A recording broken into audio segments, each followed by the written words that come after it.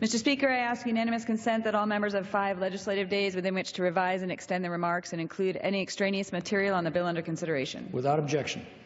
Mr. Speaker, I yield myself such time as I may consume. Gentlelady is recognized. Thank you, Mr. Speaker. I rise today in support of H.R. 505, the Border Security Technology Accountability Act.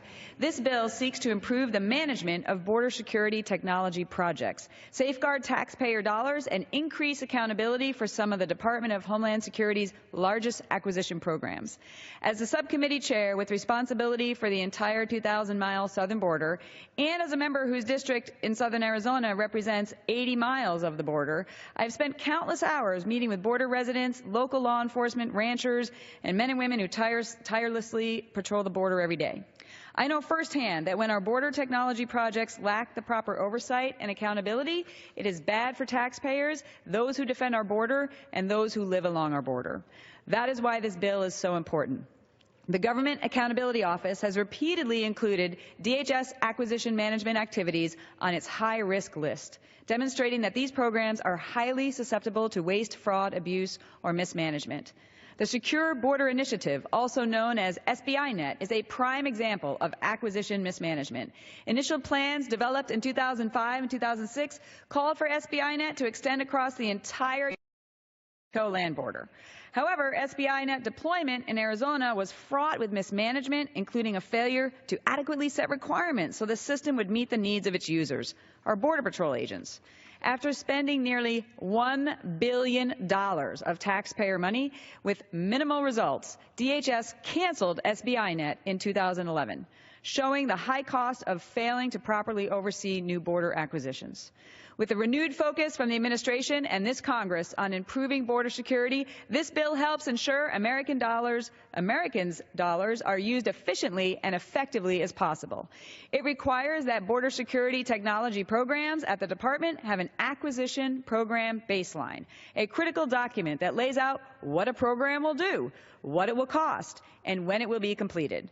The bill also requires programs to adhere to internal control standards and have a plan for testing and evaluation, as well as the use of independent verification and validation resources. Being proper stewards of our limited resources requires that programs are on time, on budget, and follow sound management procedures. We cannot afford to waste another minute or another dollar.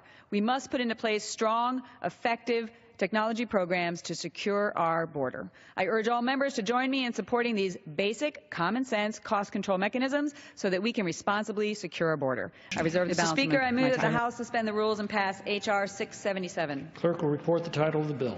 H.R. 677, a bill to amend the Homeland Security Act of 2002 to establish chemical, biological, radiological, and nuclear intelligence and information sharing functions of the Office of Intelligence and Analysis of the Department of Homeland Security, and to require dissemination of information analyzed by the Department to entities with responsibilities relating to Homeland Security and for other purposes. Pursuant to the rule, the gentlelady from Arizona, Ms. McSally, and the gentleman from Massachusetts, Mr. Keating, will each control 20 minutes. The chair recognizes the gentlelady from Arizona. Mr. Speaker, I ask unanimous consent that all members have 5 legislative days within which to revise and extend their remarks and include any extraneous material on the bill under consideration. Without objection. Mr. Speaker, I yield myself such time as I may consume. Gentlelady is recognized. Thank you, Mr. Speaker. I rise today in support of H.R. 677, the CBRN Intelligence and Information Sharing Act of 2017. We know that terrorist groups have long sought to employ chemical, biological, radiological, and nuclear, or CBRN, materials in their attacks. In his 2016 Worldwide Threat Assessment, the Director of National Intelligence, James Clapper, noted that weapons of mass destruction continue to pose a threat to the United States, whether it's from North Korea's nuclear tests or the dual-use nature of biological materials that make threats difficult to detect. In addition, last year, the Organization for the Prohibition of Chemical Weapons completed a year-long investigation. Both Syria and ISIS have used chemical weapons. ISIS' interest in using weapons of mass destruction material in its attack against the West is also well documented. H.R. 677 will enhance intelligence analysis and information sharing and will work to ensure that state and local officials get the actionable intelligence information necessary to stop or mitigate a CBRN attack. As the previous chairwoman of the Emergency Preparedness, Response, and Communications Subcommittee, I held a number of hearings on the threat posed by terrorist attacks using CBRN agents. Many national security experts, first responders, and members of the law enforcement community have testified to the need of increased information sharing with appropriate state and local officials and emergency responders. This budget-neutral bill seeks to address those findings.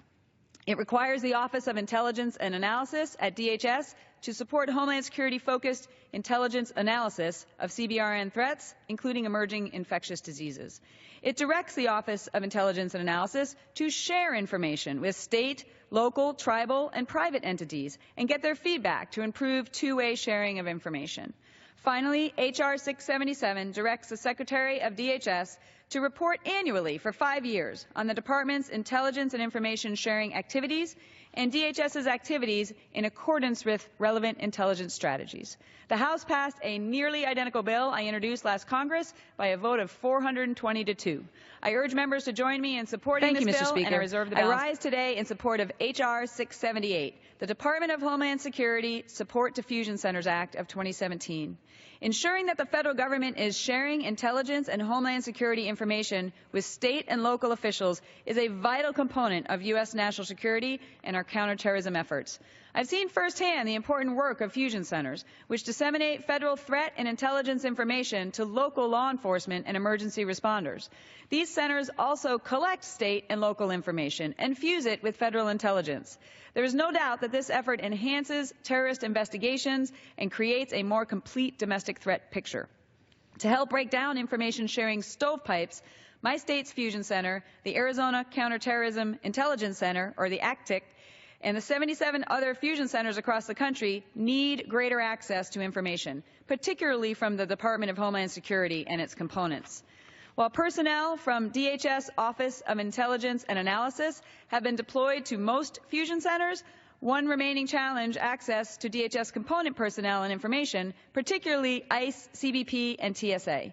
To address this bill requires the GAO, the Government Accountability Office, to conduct an assessment of the DHS personnel detailed to fusion centers and whether deploying additional personnel will enhance threat and homeland security information sharing. This third-party assessment of DHS personnel deployments will be valuable when making staffing decisions moving forward. Additionally, this bill supports ongoing DHS efforts to sponsor top-secret clearances to appropriate state and local analysts in fusion centers.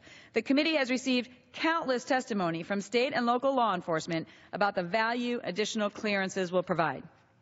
The bill also directs DHS to review current information technology systems used to share information with fusion centers and make enhancements to ensure systems such as the Homeland Security Information Network are user-friendly and meeting the needs of state and locals. Lastly, the bill requires the Undersecretary of the Office of Intelligence and Analysis to sign a memorandum of understanding with each fusion center. The purpose of the MOU is to lay out what type of information will be shared between DHS and the fusion centers and how that information will be protected. A critical element of the department's relationship with the thousands of state and local first responders working in fusion centers is trust. The MOU process will help improve this important connection. Our country is at its highest threat posture since 9/11, given the large number of foreign fighters and ISIS-inspired plots. This bill will help ensure our state and local law enforcement officers, as well as fire and EMS personnel, are getting access to the information needed to protect our communities. I urge all members to support this bill, and I reserve the balance of